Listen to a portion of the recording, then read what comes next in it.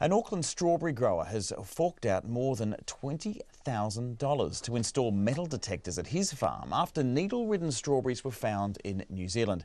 On Sunday, 3 needles were found in one punnet of Western Australian strawberries at an Auckland supermarket in St Luke's.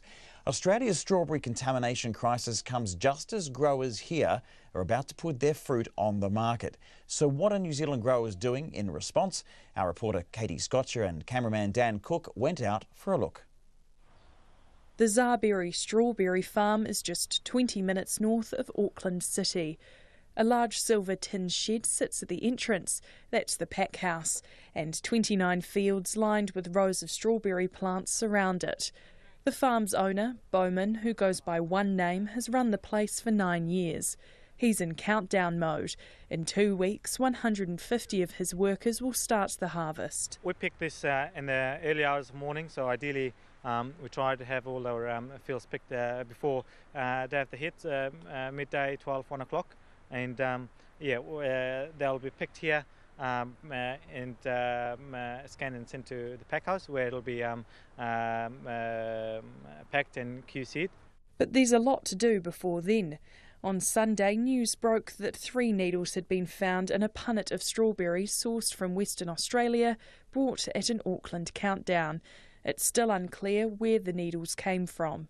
Police in Australia have been investigating more than 100 reports of contaminated fruit, many of which are believed to be hoaxes and copycat incidents. And every Australian strawberry now has to pass through a metal detector before it can be exported. The same regulations haven't been imposed on the 150 New Zealand growers, but Bowman isn't taking any risks. So we've invested on metal detectors, which will be installed here before our season starts.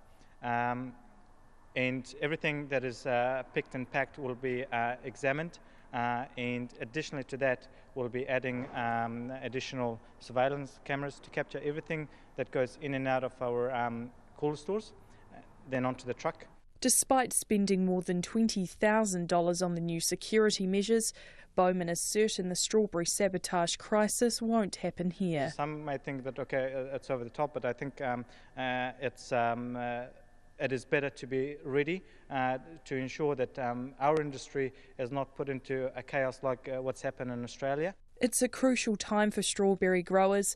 The harvest season has already started for some, and it's about to start for others.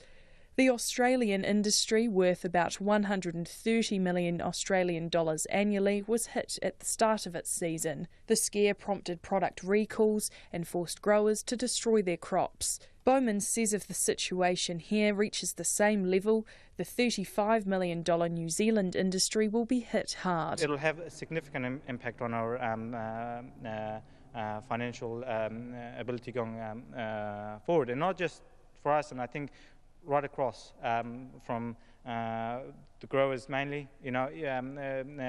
Retailers will be affected, and there will be many employees. We've got people here whose whole family relies on them, who's employed with us. Bowman says there are serious consequences for tampering with food in New Zealand. The maximum penalty for contaminating food is 10 years imprisonment. I tamaki makoto mō te hōtaka o te ahiahi nei, ko Katie Scotcher ahau.